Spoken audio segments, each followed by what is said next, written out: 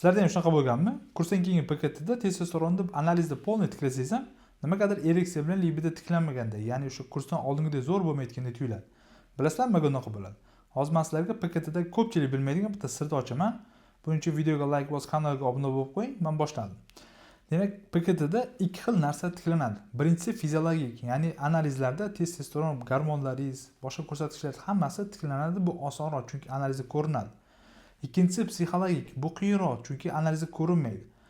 Bu xuddi misol uchun sizda bitta tonirovka qilingan qop-qora jentrez bor. Bu sizda tug'ma o'zingizda testosteroningiz. O'zingizga hamma narsa yoqadi, libido ereksiya zo'r edi. Keyin kurs boshladingiz. Ya'ni 800 millionlikmi 1 milliardlik mashina oldingiz. Допустим, Kia Sorentoni oldingiz. Uni komforti, eyforiyasi, qarindoshlar, jo'ralar, kolleganing oldida beradigan obro'yi sizga yoqdi, markaziy nerv sistemasi o'shanga moslashdi. Kurs tugagandan keyin Kia Sorentoni olib ketdi, o'zingiz jentrezni qaytarib oldingiz.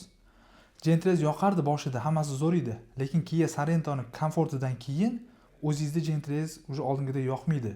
Bu o'zimizda odamzodga xos psixologik. Hamma odamda shunaqa bo'ladi. Bunda steroidlar aybdor emas. Odamzodda hamma hayoti protsessida shunaqa. Komfortdan keyin pastga tushganda miya, markaziy nerv sistemasi doim qiynaladi. Lekin yaxshi xabar bor, markaziy nerv sistemasi vaqt o'tib o'sha o'zini testosteroniga moslashadi va oldingidek yaxshi bo'ladi. Faqat u narsa kimdadir ko'proq, kimdadir kamroq ketadi. O'sha protsessda ba'zida qo'shimcha dorilar qo'llashimizga to'g'ri kelishi mumkin.